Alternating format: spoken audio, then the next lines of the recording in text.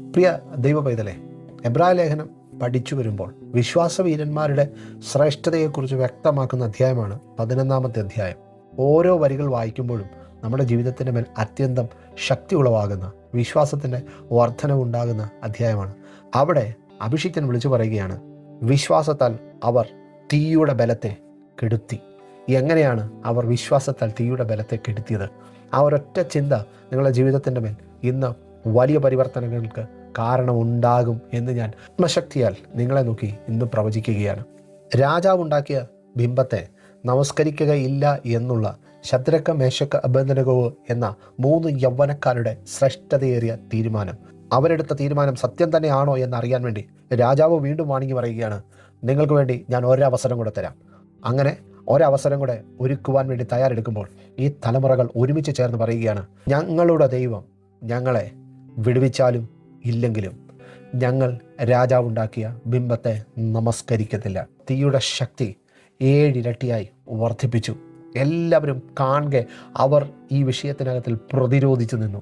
അടുത്ത നിമിഷത്തിൽ തന്നെ ഇവരെ കെട്ടിയെടുത്ത് തീക്കകത്തിലേക്ക് വലിച്ചെറിഞ്ഞു. എന്താ സംഭവിച്ച? എറിയാൻ കൊണ്ടുപോയവരെ തീ ദഹിപ്പിച്ചു കളഞ്ഞു.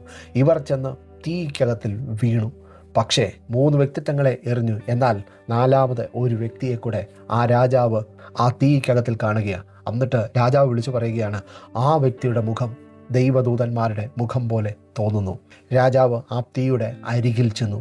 അതിനുശേഷം ശദ്രക്കിനെയും മേശക്കിനെയും അബേദ്നെഗോവിനോടും പുറത്തേക്ക് ഇറങ്ങി വരാൻ പറയുന്നു.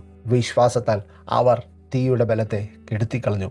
ഇവർ അഗ്നിയിലേക്ക് പ്രവേശിക്കുമ്പോൾ ഇവരെ തീ തൊടാതെ അഗ്നിജാലയ്ക്ക് ദഹിപ്പിച്ച് കളയുവാൻ കഴിയാത്ത നിലയിൽ സർവശക്തൻ്റെ കരം അവരുടെ ശരീരത്തിൻ്റെ മേൽ, അവരുടെ മേൽ അധികാരത്തോടെ ചലിക്കപ്പെട്ടു. എങ്കിൽ പ്രിയ ദൈവപൈതലേ, നീ എടുത്ത തീരുമാനത്തിന് വിരോധമായി, നിനക്ക് വിരോധമായി പലവിധമായ തന്ത്രങ്ങൾ മെനയുന്ന ഒരു കൂട്ടത്തിന് നടുവിലായിരിക്കാം നീ നിലനിൽക്കുന്നത്.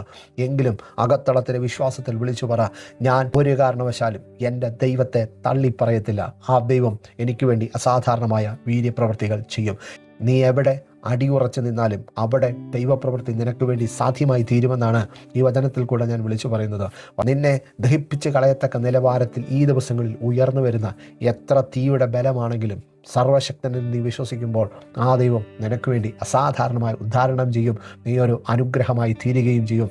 അവർ പുറത്തു വന്നപ്പോൾ രാജാവ് തിരിച്ച് കൽപ്പന പുറപ്പെടുവിച്ചു, ഇവരുടെ ദൈവമാണ് യഥാർത്ഥ ദൈവം. അതുകൊണ്ട് എല്ലാവരും ഇവരുടെ ദൈവത്തെ ഇന്നു മുതൽ ആരാധിച്ചു കൊള്ളണം.